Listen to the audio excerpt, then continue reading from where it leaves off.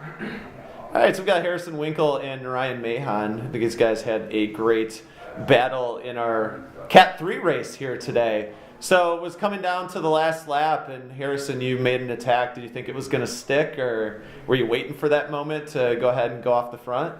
Well, I knew that that the last off turn into the off hammer, the first person to get that was going to win. So Dan was the other guy in the race, right? So I saw Dan, he was kind of trailing off the back, and I attacked on the uphill with the logs, and I got a gap, or not a gap, kind of just took the lead in the front, and then I knew I could take the off cam, the first off camber the fastest, so I was like, might as well just go. So I went there and got like 10 bike lengths and held it, so.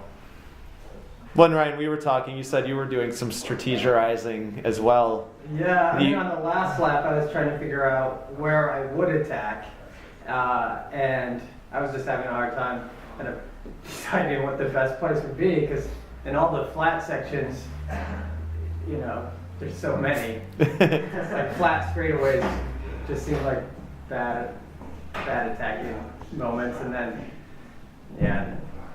One kind of wound down, and then Harrison attacked, and that was that. And then there wasn't enough time to try and pull him back, or enough time to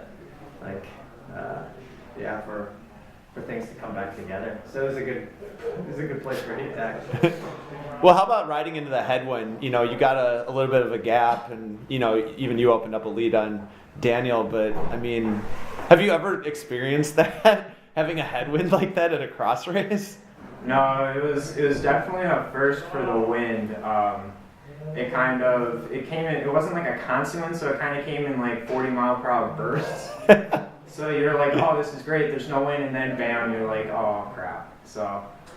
Yeah, it was like, well, the headwind was right where it was kind of the bumpiest. Yeah. So, like when Harrison attacked, and I was trying to bring him back, and it was headwind and bumps. So if you're out of the saddle, your bike's going all over the place. Yeah. And if you're in the saddle, you're bouncing around the whole time.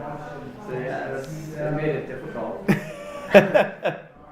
So yeah, I would definitely agree. The bumps and the wind kind of like played the biggest role in this race. Like if you weren't holding onto the bars just enough, you were flying off, and you were done. So, and also, Harrison, it looks like you've got a new team. So we saw you sporting the Team Wisconsin kit here today. Yeah. How's it feel, you know, the first ever, or one of the first Team Wisconsin cyclocross races that we've had in a while? How does it feel to win for your new team? It feels pretty good, I would say. It was definitely a surprise, just kind of the fact that we were all really strong and we were all like sticking together and kind of doing our moves. So I was pretty surprised, but I'm pretty happy to take the win today. So congrats to two other dudes. Killed it out there. Yeah. So, well, and you might have heard me during the race. Narayan actually is a former member of the Junior Worlds team. So, you know, perhaps you learned a little bit from the crafty veteran here today. Old school. Sweet. Well, and finally, we're being joined by Joe Vanderaff. Any chance we could get some karaoke action out of you guys? The karaoke contest. April Beard was laying it down during our Women's Elite interview. Either of you guys want to give her a go for it? A little frozen.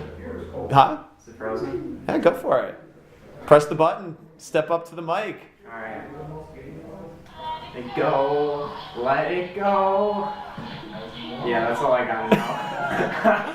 All right, maybe by the end of the day we'll get a Cat 1 karaoke performance. So I'm sure you can Taylor Swift a lot better. all right. Well, congrats to you guys. Congrats on your win. Congrats on the strong performance in second today. And thanks for joining Joe and I for this interview. Yeah, thanks for what you do for Cross. Yeah.